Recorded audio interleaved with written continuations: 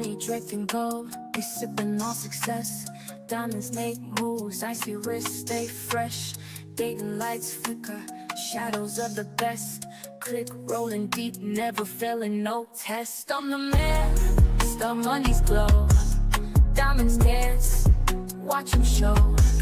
Click together, never solo. Ohio's finest, let them know. All right. What up?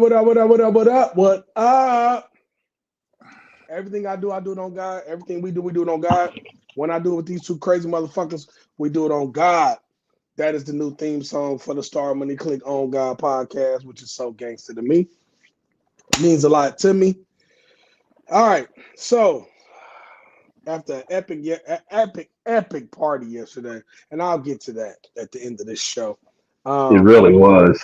Really legendary shit going on. I knew it was. I told everybody it was going to be the way it ended up being, and it was good to talk about.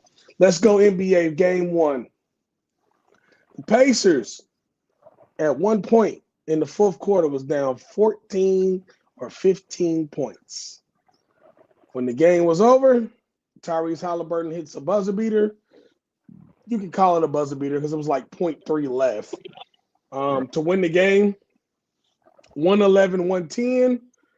Pacers eke out another victory. Siakam had 19 and 10. Toppin had 17 and 5, and he hit 5 threes, which was really big for them. Super big. Turner had 15 and 9. Halliburton had 14, 10 and 6. Nembhard had 14, 4 and 6.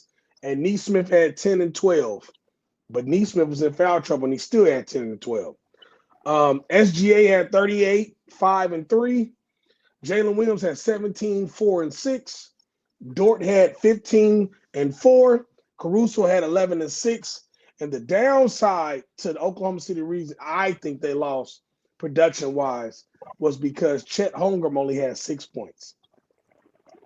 But I also think that the lineup that he came out with was not a good lineup. He switched it up. He should have stayed big. See, Miles Turner and Siakam, they don't look big, but they're big. Mm-hmm. Hartenstein needs to be out there with Chet, and they have to play it that way. Because if they don't, they're going to lose. I'm going to go between both of y'all. What was y'all take from game 1? Besides the buzzer beater, let's be honest. OKC was up 10-plus points the whole game. Right. So this was not like, a back and forth battle. OKC controlled the game. And that fourth quarter when they got cold, Indiana did what Indiana been doing the whole playoffs. They countered and they followed up. 2 times. What do you think was the what did you get from game 1? About as far as how the game went, how do you feel about game 1? Well, the big disappointment for the hometown team. You caused 25 turnovers, man. You post and don't hardly turn the ball over yourself. You should have blew them out the fucking door. There was a lot of people on social media giving up on the Pacers right about the third quarter. Everybody in this panel know you can't leave them in the game. Like, you really got to be up big points. Like, they'd have been up 30, then I'd be like, yeah, it's probably a good night to the Pacers. But they just kept battling. And when Oklahoma City got cold and them turnovers started to get few and few, the problem with it is,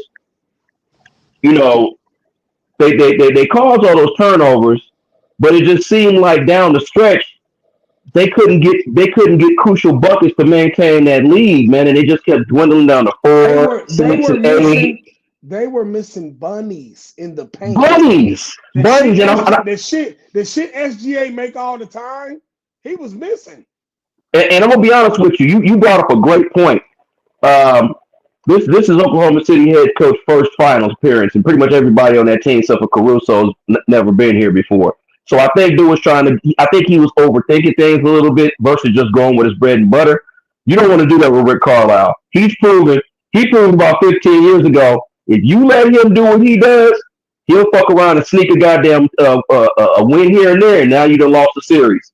So to be fair, Indiana really only has to win in Indiana. They don't have to win another game in Oklahoma City. So Oklahoma City, I'm gonna be honest with you tonight. I don't want to call it a must win, but you don't want to go down 0-2 to the Pacers, man. You don't want to do that. That's gonna start getting into their head, and then they're gonna start pressing in games 3 and 4. And I don't want to see that. I want to see a good series. Um, and I'm gonna say this because I was gonna have a conversation with you about this the other day, but you was in birthday mode, which is obvious. I'm gonna go back to my pivot, man. Halliburton's a superstar. I'm gonna put him there because I don't feel like he's getting better. We're gonna get there. Okay, but I'm gonna be real brief, and then we can readdress it.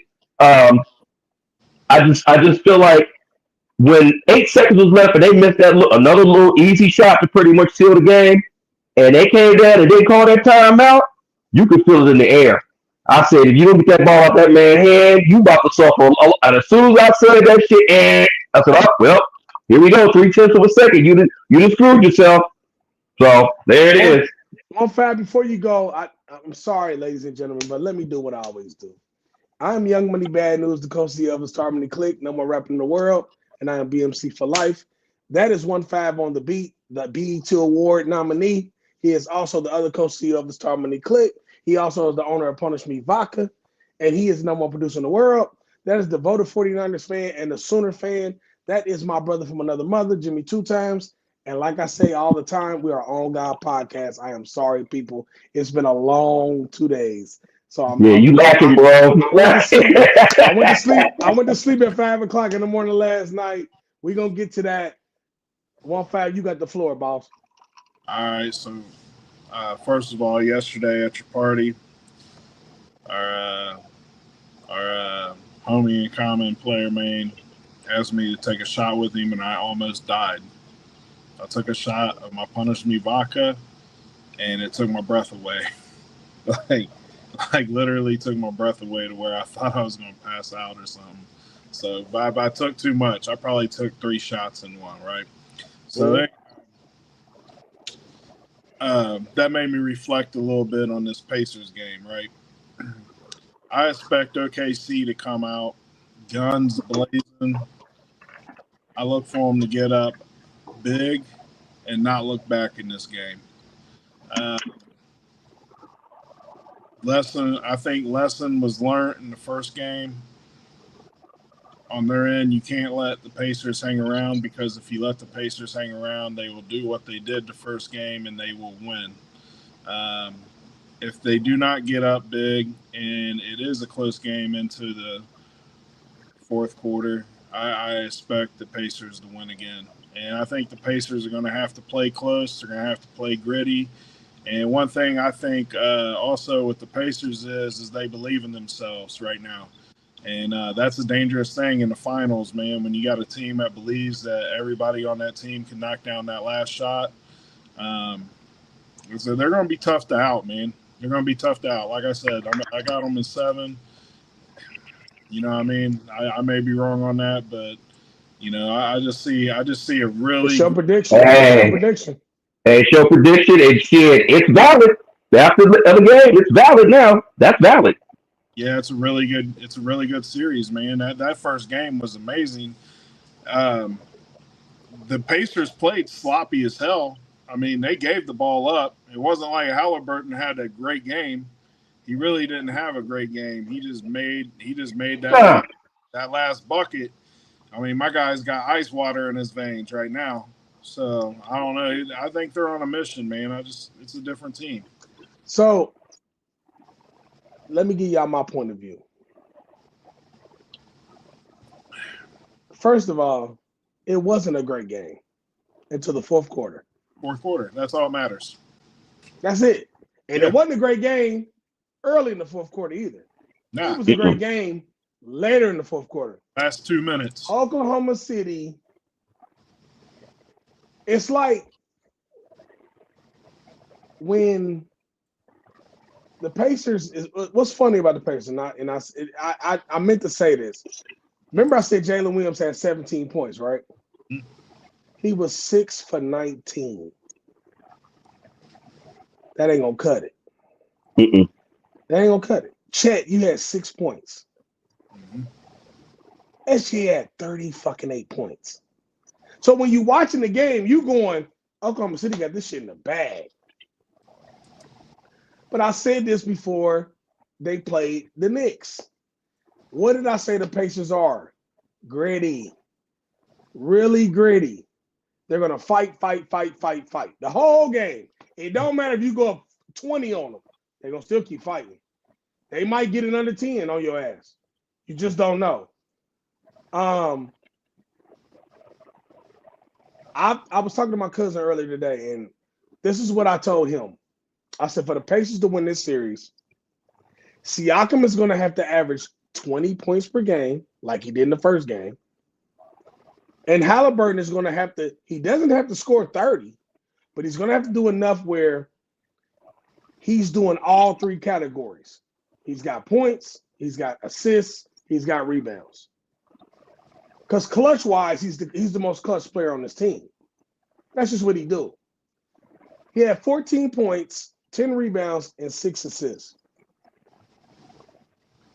We're going to get to the superstar question after this preview of this next game. But this is what I was talking about when I'm talking about him. It's like real superstars, bro. 14 points is not superstar numbers. It's just not. He didn't lose the Eastern Conference Finals MVP on accident. He had 31 in one game. He had 8 in the next game. It's not that he's not that. He could play. He cold for real. I like him. I think he's very clutch. I think he's a pure point guard. I think he might be the best point guard in the league. Like pure point guard, he might be. Oh, that's what I believe. I firmly believe that. But superstar, he's on the cusp. But I told you, this is the series where you're gonna have to, that 14 shit, you're gonna have to go up some more. You got to give me more levels to this shit. You know what I'm saying? But they got game 1. Game 2 is tonight. You thought it was Saturday. I think you didn't have your glasses on because you was blind in the motherfucker. Because you told me it was Saturday and it's really today. Well, what I did was I was shifting through the schedule, and when I hit Saturday, it had it sitting under Saturday thing, but it was really Sunday. The ESPN shit is kind of weird. I don't know why I did that. I that's why I told you I knew it was Sunday. So 1-5, who you got tonight and why? I got OKC in this one. I think OKC learned a lesson last game. You got to get out big and stay up big. And with that, like you said, News, they got to come out big with their personnel. And I think they're going to match up a little better tonight. And I look at this like OKC maybe by 15, 20 points tonight at home. Okay. 2 times who you got and why?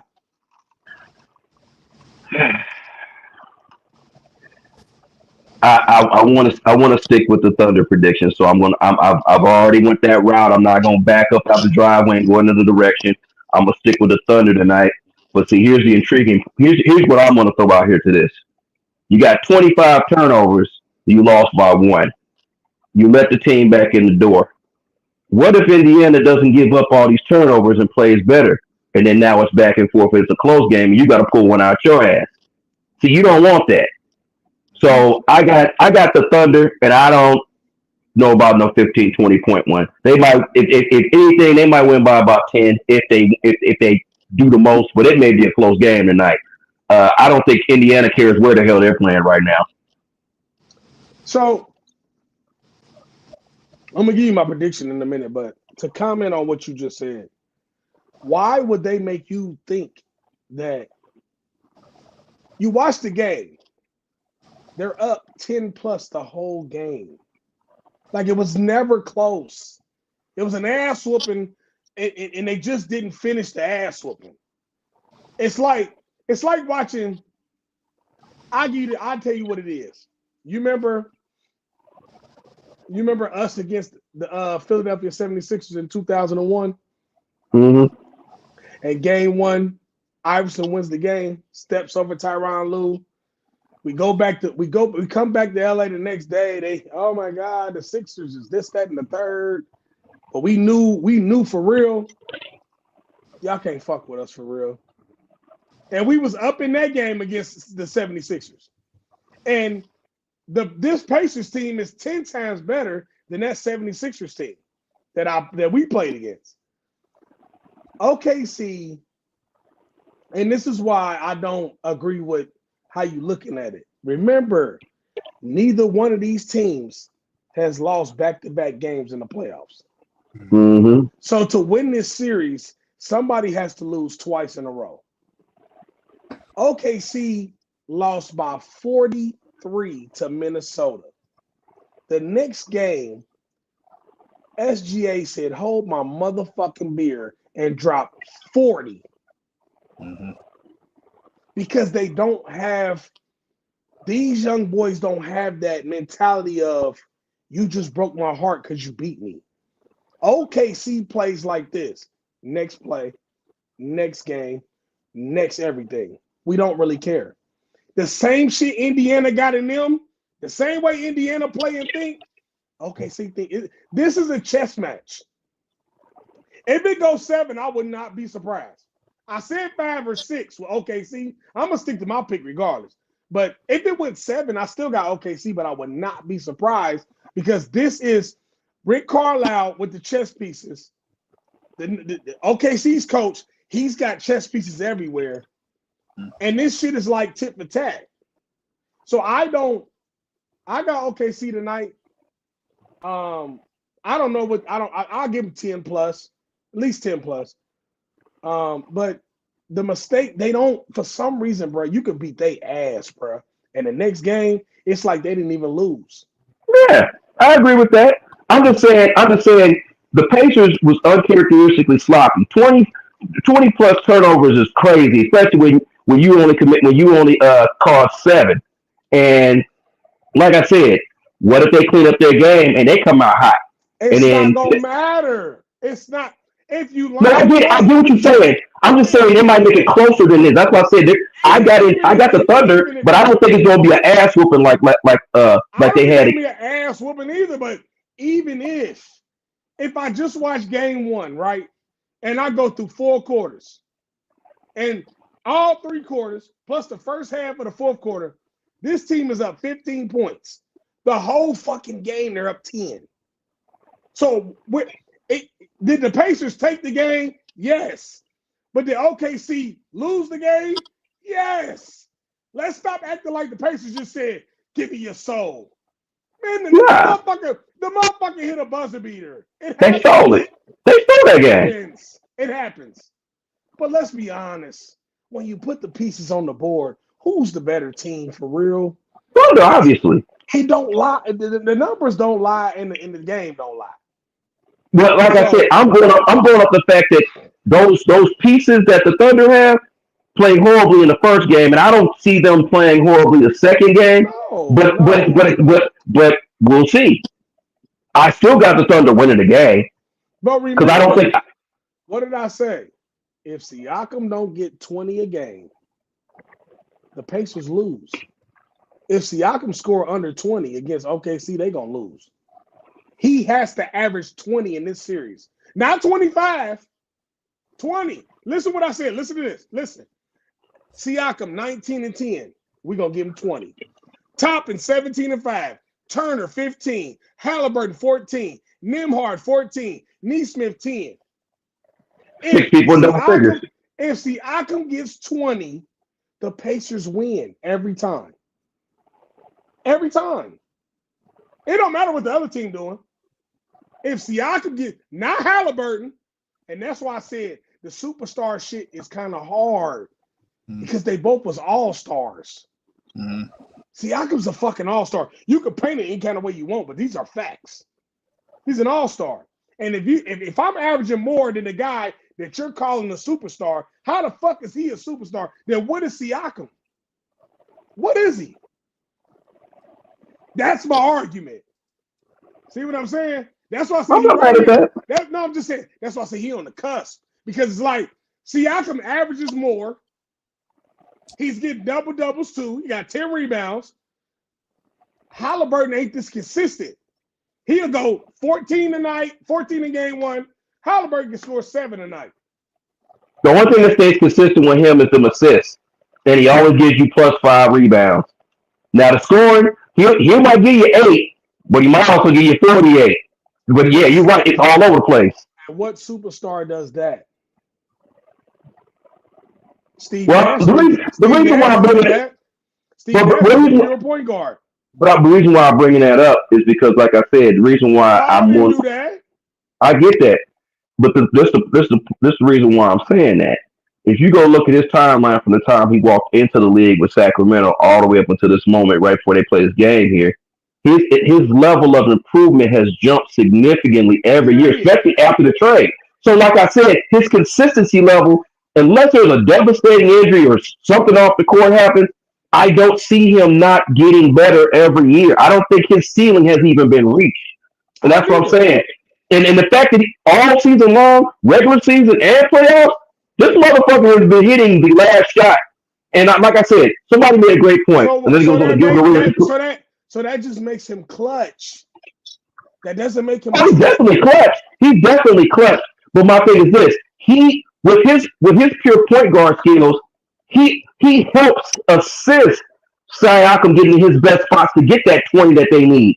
So they're a good 1-2 punch. I just feel like Right.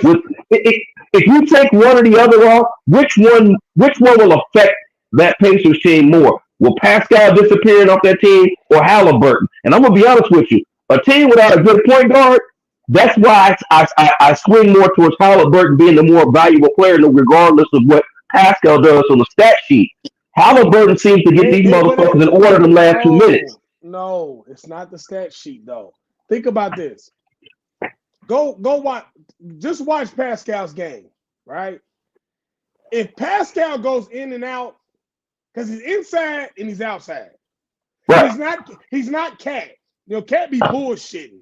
Cat want to shoot jumpers and shit. At the wrong time. Pascal knows his game. He said, I'm gonna take him down low, spin, jumper in the lane. Wop. The next play down, Siakam might shoot a 3 and it's wet. He has that game. It's just so all I'm saying is they both was all-stars this year.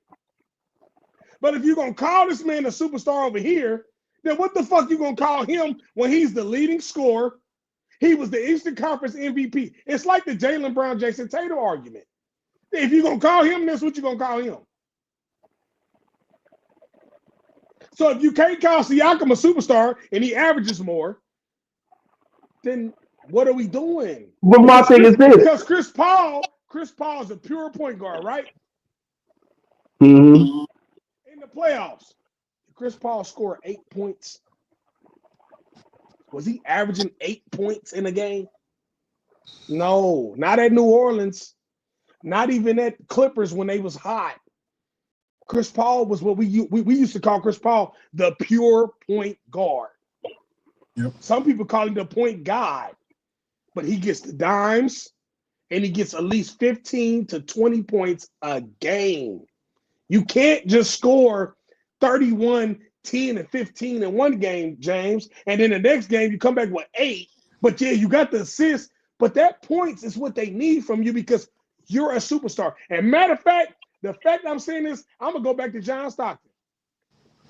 Guess what John Stockton averaged the year Karl Malone won the MVP over Michael Jordan? Just guess.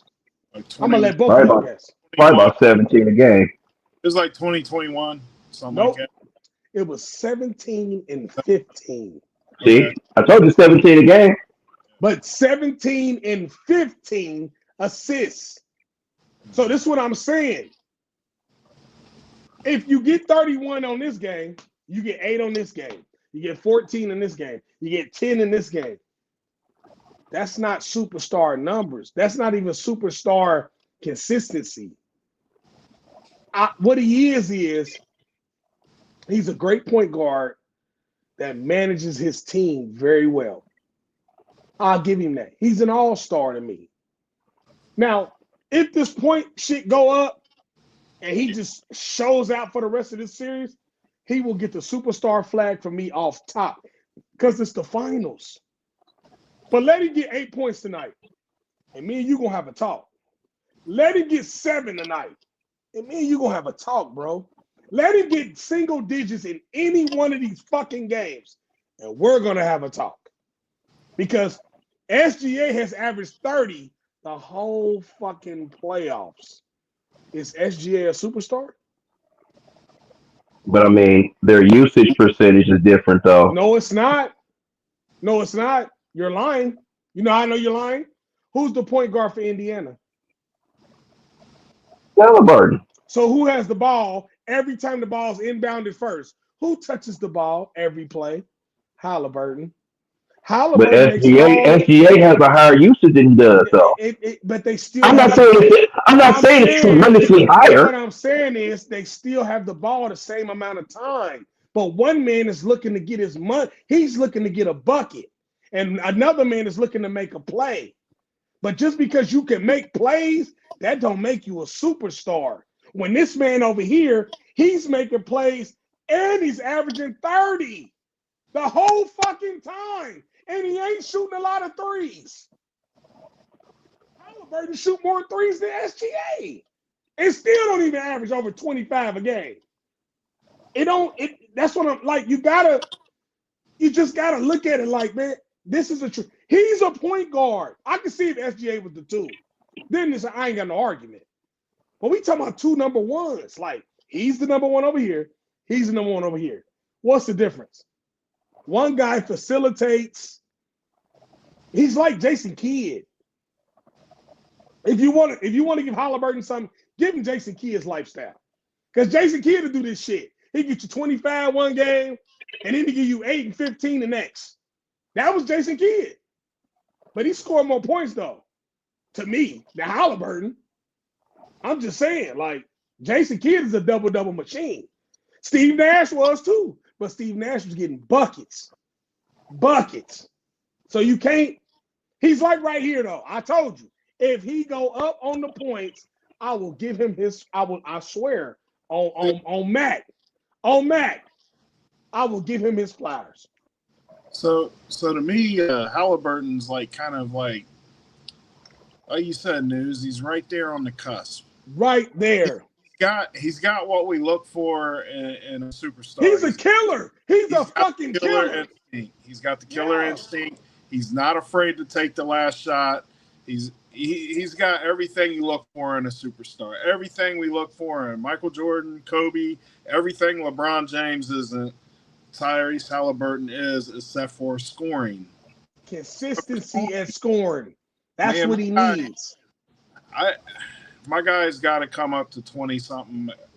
He has to. Has to. Every game, he's got to average at.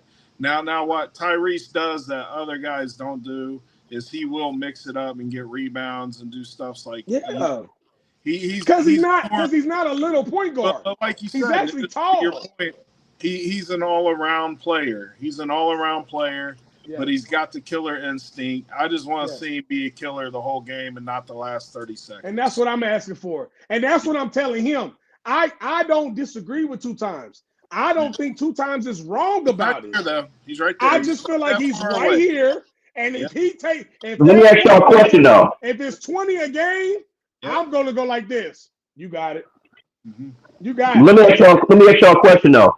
Let's just say he gets that 8-point game, but he keeps doing what he does with the assists and rebounds, and they win the fucking series with him not really scoring a whole lot. Then what is he? Is he still on the cusp or what? What are we saying? He's still on the cusp with me. He level all-star, but let's say it wasn't his points, but everything else he was doing is what caused the series for the Pacers to win. What about that? It doesn't matter because this is my thing. Points don't mean everything to me because assists is points too. Right. My problem is you can't say a guy is a superstar when his second man over here averages more than him and wins the award that he should have fucking won. And you know why he didn't? Hold on. He didn't because the guy over here, he was averaging double figures the whole series. He didn't have an 8-point game. He was consistent. So you can't. Yeah. The consistency of Halliburton scoring is his problem, bro. That's all I'm saying. I'm not arguing with that. I'm not arguing with that. He's going to get that There with you, regardless. He's going to get that regardless. But me and 1-5 is looking at it like this. If you're a superstar, that 15 to 20, you should be in 20-point range.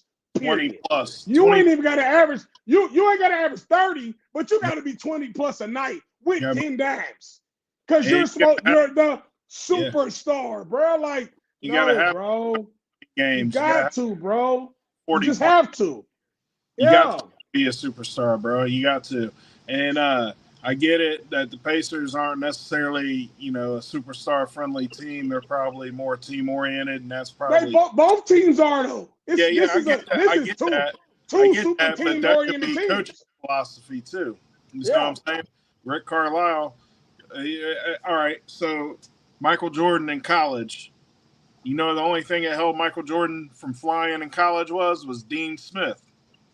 Period. Could be the same thing. We don't know. We're not in the play. We're not in their little team meetings and stuff like that. He could be telling Tyrese, "Hey, look, I need you to do this. I need you to do that." But what I'm saying is he needs to be 20 plus a night. He's got to have 30-point games periodically. He's got to have a 40-point game once or twice a year, and he's got to be close to double digits assists every game. Why? Look, why? 2 times. Why is John Moran a superstar? They're pretty much almost damn near the same player. Just Ja Morant scores a little more. A little more. A little more. Okay, a more. He scores more. A lot more. That's what makes you a superstar. You can't. It's just like that's the only thing missing out of his game, though. That's it. That's it. Anthony Edwards. If he gets that scoring up, he's a. All right, so if they win. He's a hero in Indiana, right? That's it. But he's just a hero in Indiana, and he's an all-star. Reggie Miller will still be the man in Indiana. For him to get that Reggie Miller monkey off his back. Because how much did Reggie Miller average a game? 20 plus. 20 plus. Easy. And it was like 21. No assists. No assists. Because motherfuckers was throwing him the ball. Right. So don't let that assist shit get you going like, well, but he do all this extra shit, so that should make him. No. Because superstars do all it. Let's do this. What do Luka average for the Lakers? What did Luka average his whole career so far? He's about 20 plus, 9 and 8, or 8 and 8. He's a high 25. He's 27, 28 in the game average. But what is his assist and rebounds? 8 and 8 or 9 and 8? He's damn near close to triple doubles. Damn near. Is Luka Doncic a superstar? Yeah. So why do we call him a superstar 2 times? All right, so see what I'm saying? Luka's 28-6, 8-6 rebounds. I said 28 points. I said 28 points again. Yeah. But but look at what you just said. 28, 26 points a game. Halliburton ain't nowhere near that. Yeah. But he gets the dimes and the rebounds. That's fine. But if you're going to be elevated to superstar status, you have to be here with your point game. We don't give a fuck what SGA do as far as assists, because we know SGA trying to go get 40. He's averaging 30 in the playoffs at the 1, bro. That's not even normal, bro. Like, the last motherfucker to average 30 at the 1 was Allen Iverson, and he switched to the 2 because Eric Snow's bum ass was the 1. Like, bro, that's not normal, bro. Like, it's just not normal. But I'm going to move on. Let's move on because we got to get out of here for this game. Because my dude's 18, 9.2, and 3.5. 18. See what I'm saying? And it's only that average because he give you 31, then they give you 8, then they give you 14, then they give you 12. It's like, bro, you have to be a 20+ point scorer to be a superstar in the NBA. Period. I don't give a fuck about no 15 points, bro. That's anybody can do that shit in this NBA because this NBA is bummy. All you gotta do is shoot 100 threes. Obi Toppin had fucking 17 points off 17. 5 threes. Off 5 threes. That's how easy it is to get 17 points in the NBA. Come on now, Halliburton. Come on, baby. So the Knicks fired Tom Thibodeau. Yep. Before the Knicks hired Tom Thibodeau, this was the numbers. They had no culture. They had a 309 win percentage. That was 6 years the worst in the NBA. For 6 years, they was the worst in the NBA. And they didn't go to the playoff for 7 years. When they hired him, under him, the culture changed. 565 win percentage. 5 years, 8th NBA, 4 out of the last 5 playoffs they was in, and they was just in the Eastern Conference Finals in 2025. So my question to the guys is, did he really deserve to get fired or not? Well, I mean, I'll go first on this. I think Tom Thibodeau hit his ceiling. All right. He hit the ceiling. And let's face it, if you wanted to stay where you're at as the Knicks, then you keep Tom Thibodeau. But if you want to bust through that ceiling and make it to the finals, you have to have a coach that understands the moment, understands how to rotate his players. Personally, I don't think he deserved to lose his job. You just said really good things about Tom Thibodeau, which is all true. I don't think he deserved to lose his job. I just think the Knicks think they're a little better than what they really are. You know what I mean? So, I mean, they're a decent team. Don't get me wrong, but I think he overachieved with that team. That's what Okay. I feel like he overachieved with that team, and they got the most out of they're going to get with that coach. Right. 2 times what you think? Well, I think Tom Thibodeau suffers from what I always used to call the Marty Schottenheimer, the Dusty Baker, up until he finally won a World Series and got through. Where it doesn't matter what team, how bad the team is before they get there. When they get there, the team instantly improves defense wise. Players that are underachieving, they start to achieve. What is his Achilles heel is what I like to call the Kyle Shanahan. He thinks his system works his way, and he never learns. Yeah. Everywhere he goes, he does the same thing, and he never evolves. Does good things, but he doesn't see the forest for the fucking trees. You cannot run your starting 5 into the ground and then by the playoffs expect them to play at the same level they were playing in the regular season. You got to stop that. So if that's the case, if the management really thought Tom Thibodeau was the guy to get them over the next level, they'd have called him in office and say, hey, look, Tom. And they may have done this after the season was over and said, hey, look, we don't like how the team looks come time, crunch time, playoff wise.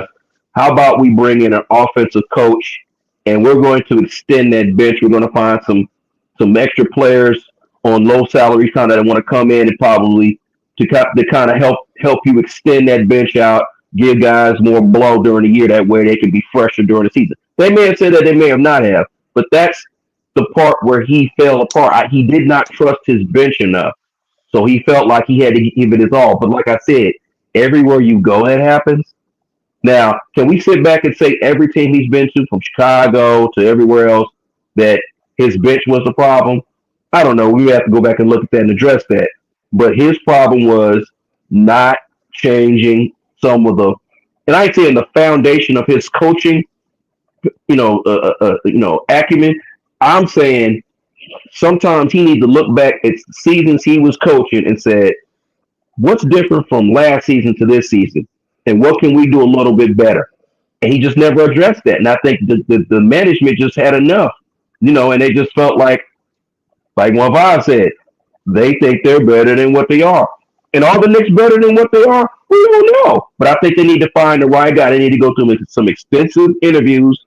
I feel like they can get them an offensive coach. I think they need to do kind of like how some teams have like a platoon system with their coaching. Have an offensive guy and have a defensive guy. And one's the head coach, but both of them are really coaching the team and they're spreading things out.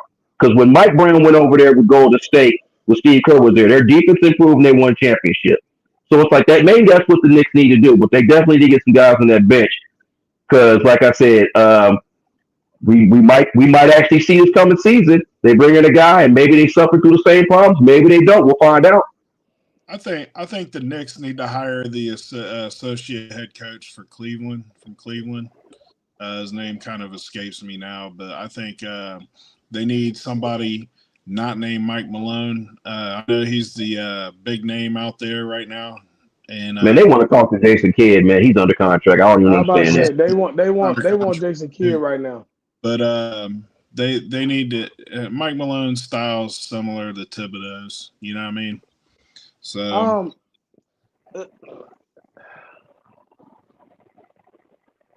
He's so upset he had to go away. he said, "Fuck it, I'm done." He said, "That's what I feel about this shit." And so But until he comes back, you know, did he deserve to lose his job? Maybe not. But that's what I was. Hey, news called him, so he called it.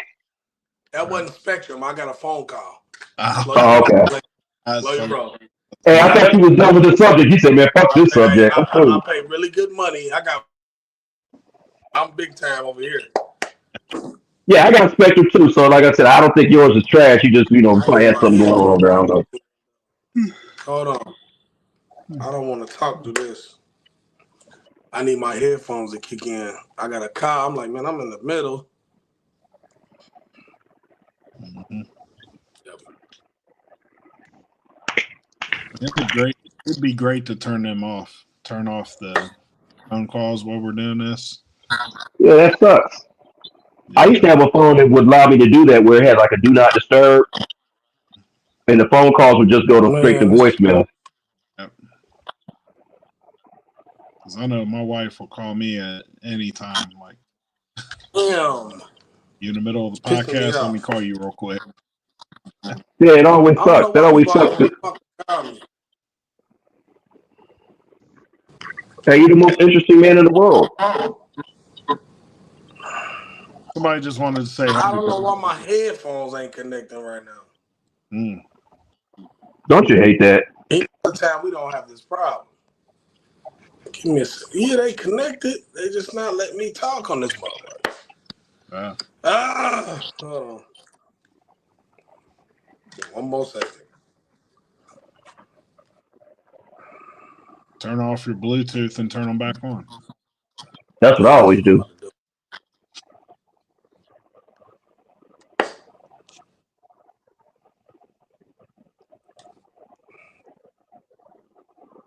James, did you win a spades last night, bro?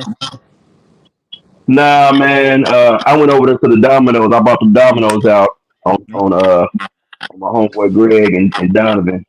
So I had to get a victory in something last night, man. It was spades. I hadn't played spades in a while, but I was playing pretty good. It was just the cornhole tournament kind of interrupted things. It kind of interrupted our flow. Cause me and Greg was we was whooping on Keno and his wife. I just wish I didn't go cold in that cornhole. I think I could have. I had my form down and everything, and then all of a sudden, the punish me vodka was starting to kick in too. That wasn't. I should have. Before they called us over there, I went over there and sipped a big chunk of it, man. Because like I said, that blue paper, man, that was some good shit, man. You get that nice and cold, bro. You mess around being the goddamn urgent care. That shit borderline gasoline, bro.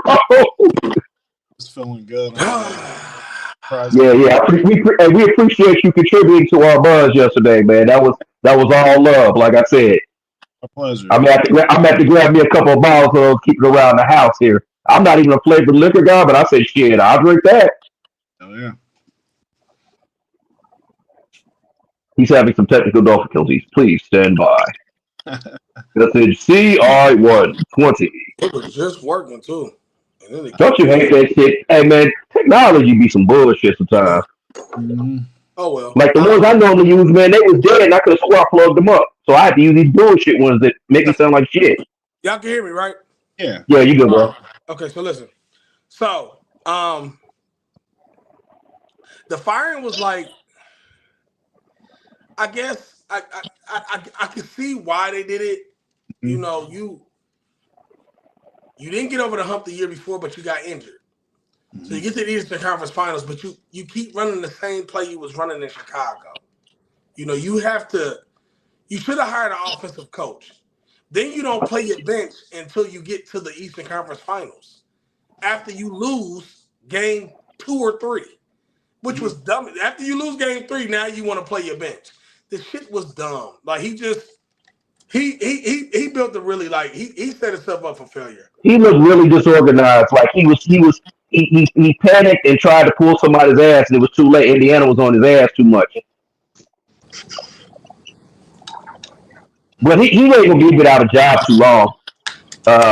Who knows where he'll pop up and like I said, that he'll get them better.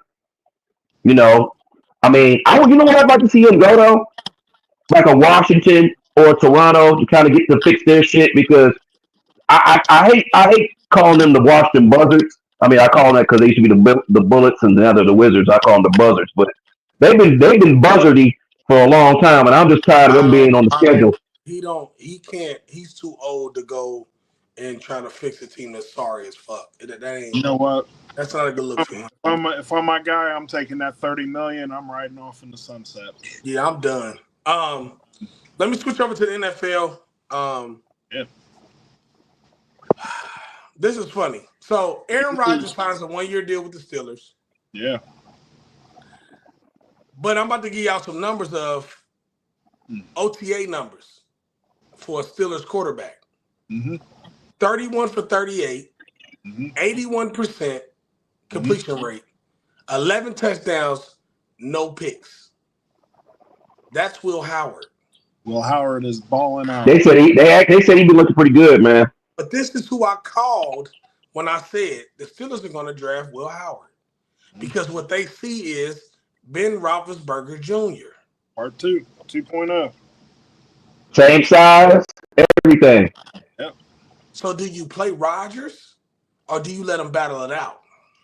So this is what I think they're going to do. I think they're going to start Rodgers the beginning of the year and let Rodgers play himself out of that position. And if he doesn't, then guess what? Will Howard just sat behind arguably one of the top 10 quarterbacks of all time and learn some stuff for a year. So they're winning no matter what. You know what I mean? Either Will Howard beats out a legend or he learns from the legend. So either way, they're going to be they're set at quarterback now, I believe. Okay. I got another one too. So, you remember we had this conversation about who voted to ban the tush push, right? Yeah. And I said it was 22 teams. Yep. And I'm about to name the teams that y'all didn't know because y'all thought it was who y'all was naming. You'd be surprised who's on this list. Packers, Bills, Rams, Commanders, Raiders, Cardinals. Before you go on, this was the prove it or this was the 22 that didn't win. Remember, they needed 24 votes. Right. So this is the 22 that this the 22 that wanted it They banned. voted against it. Yeah.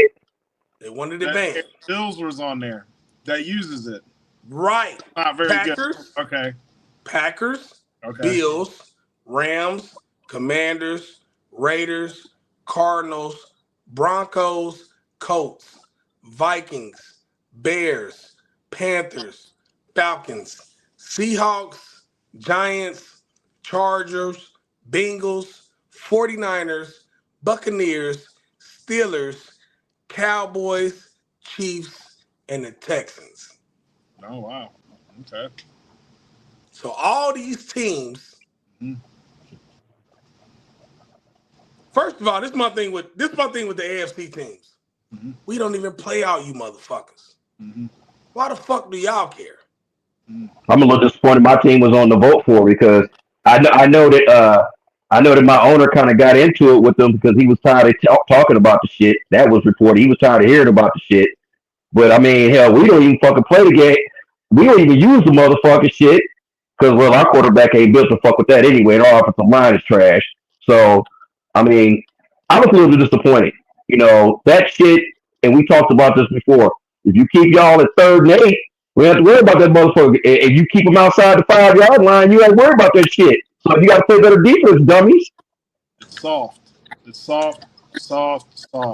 Disappointing Yeah, on there. because not one person, I've never seen one person get injured on the play. So that was the one thing. If you motherfuckers getting injured, I could be like, well, damn, they were fucking people up. Like, 2 people just broke their leg. No. Get on board if there's concussions and stuff like that, but there ain't no concussions, and you got more of a chance of getting hurt on a drop back as Joe Burrow with no offensive line than you do a push on the defense. Man, Joe Burrow dropped back and fucked his wrist up. Remember that? Yeah, It was no touch push play. Bengals are that soft, bro. Like, but you know, it is what it is. It didn't make it, so I feel like you hating because you can't do it.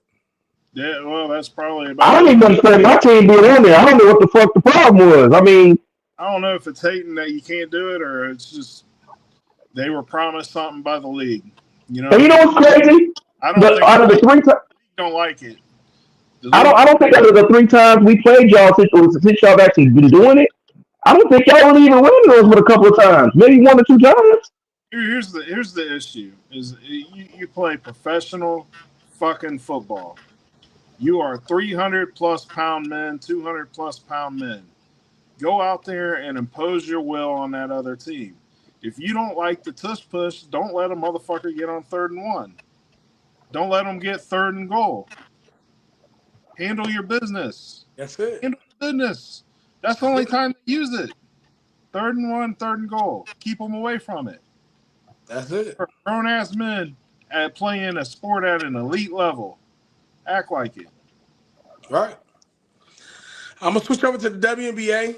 The Storm beat the Mercury 89-77. The Fever beat the Sky 79-52 on Friday, and the Valkyries, which is so weird, that's their name, beat the Aces 95-68. The Aces look like dog shit since they lost old girl to the Sparks. Like, man, they are looking bad. Man. So WNBA is still rocking. The Liberty is still undefeated. I'm gonna jump into the baseball too. The Tigers are still leading the league, 43-24. The Mets are 41-24. The Cubs are 40-25. The Yankees are 39-24. The Phillies are 37-28, and the Dodgers are 38-27. I think personally, this is gonna be a hell of an October. It's gonna be a hell of an October. The Reds won today. I watched the Reds play today. They got a W today. But this shit, man, baseball is getting really interesting. Really, really interesting. Yep. Baseball's back finally. Man. Yeah. All right. So this is a short show for y'all today because we're trying to get to this game. Mm-hmm. I'm gonna get into my side notes. I know I went 1-5 last time. 2 times. What's your side note? Man, you said that every time it'd be him, but I'll go ahead real quick. Is it him? Yeah, it is him. Then go. I did last time. 1-5 is you go. All right. Well, hey, look. Hey, as long as your ass remember, it doesn't matter. As long as one of you motherfuckers remember. Hey, I don't care who goes I first. went to bed at 5. Let's get it together. Oh, we know that. That's right. So I want to shout out News. Great party yesterday. I showed up with 10 bottles of the Punish Me vodka, lit the whole crowd up. It was a good time. Even though I lost to this guy in cornhole. And if you're on my Snap, you know cornhole is a white boy game. I lost. Oh, well. But my side note is this. We're not a political podcast, so please don't take it like that. But what I would like to do is say a prayer to all the people in Los Angeles right now and tell y'all to be safe because I know shit's getting real out there. They ordered the National Guard in there because of the ICE thing and the immigration situation. And they got Marines on standby. And if somebody that delivers on a military base and knows a lot of Marines, that's not a good thing because Marines are trained to shoot first, ask questions later. So y'all be safe. Quit chucking rocks at the vehicles when they pass because you do that to a Marine, you might get shot. Just be safe out there, okay? We praying for y'all. Please be safe. Yeah, yeah. 2 times. What is your side note for today? Man, this one made me feel old as fuck when I noticed this. Man, the answer Allen Iverson turned 50 yesterday. Happy birthday, my brother. But damn, 50. The answer. 50, man. He didn't hit the halfway point on us, man. Hey, Gemini. Shout out to my dog. I always knew he was a Gemini too. Happy birthday, AI. You one of the goats. Man, one of the goats, man. My side note is really simple, man. I had the party of the year yesterday. You know, I got a lot of good feedback. I had a ball. One thing I got from the party that I wanted, and I told my mother, you know, my mother and my father was there, my daughter was there, my little brother was there, but the fact that my mother and father was in the same vicinity with me, just for me was the most special shit on the planet. You know what I'm saying? Because it's just to see me grow and they there to see me grow is what I care about. Because I know people ain't got their parents. Everybody ain't got their mama and daddy. So for me to have my mother and father, regardless of the fact they're not together, I don't give a fuck. They was there. You know what I'm saying? That shit touched me. And I know my big brother loved to see that shit. But what I loved the most was, and this is the reason why I threw this party, and as quiet as kept, and unless you know me, you don't know. But the whole point of me throwing the party I threw for my birthday, yes, I turned a certain age that you celebrate parties for. But the party was really just to get the people I love in the same vicinity to fuck with each other. No homo. Just to rock with each other. Just to have a good time with each other. Camaraderie with each other. I mean, just, that's all it was about. And I accomplished my goal, bro. Like, everybody left this party happy. Everybody called me today that calls me all the time. And motherfuckers was checking on me all day. I'm Gucci. I'm great. I went home great. Food was great. My mother's the Man. GOAT. My mother's the GOAT. I told everybody this though. Like, motherfuckers thought I was playing. Like, this is what I've been growing up on. So you gotta understand, I've been eating this food for 40 years. So I don't, when motherfuckers be like, you like good food? If it ain't good, I'm gonna tell you, the shit's ass. Because my mama cold. You know what I'm saying? So, and she cold too. Yeah. And this, you know, so shout out to Vaughn for DJing. Shout out to my cousin Prince. I got a video coming out. We winning is the video. Don't nobody even know we was shooting. I played it so player.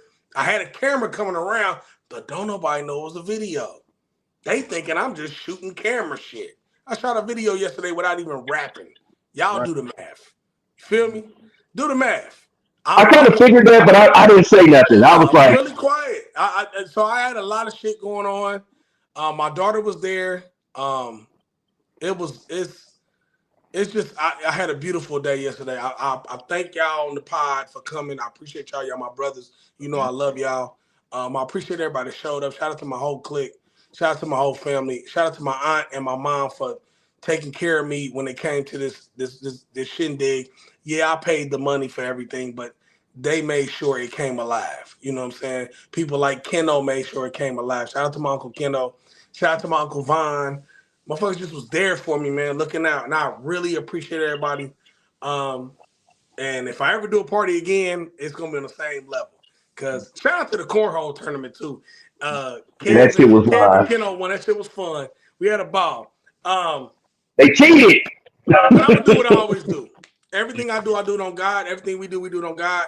when I do what these two crazy motherfuckers do on God. I am Young Money Bad News, the co-CEO of the Star Money Click, number one rapper in the world, and I am definitely BMC for life. And I got a brand new video coming out very soon off my new album, Legendary, which is so crazy because I'm dropping the video before I even drop the album. We've never done it this way.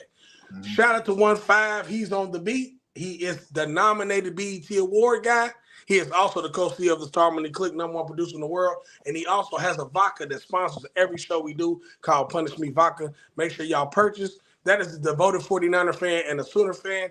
And my brother from another mother, that is Jimmy 2 times. We are the On God Podcast. Y'all stay prayed up. Y'all gonna get y'all money tomorrow. I'm on vacation. We out. Peace. Assalamu alaikum, baby.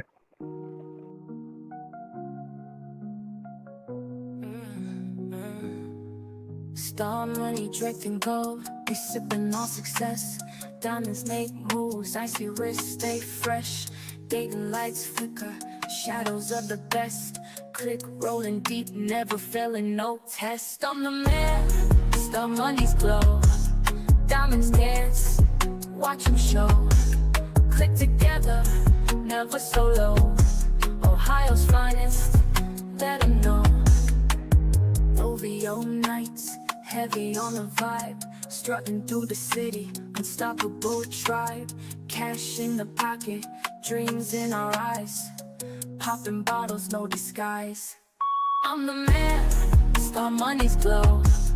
Diamonds dance, watch them show. Click together, never solo. Ohio's finest, let them know. Whispers in the dark, luxury and grace. Star money governs, leads the race. Glitz on the teeth, crowns in place. Dayton nights, victories embrace.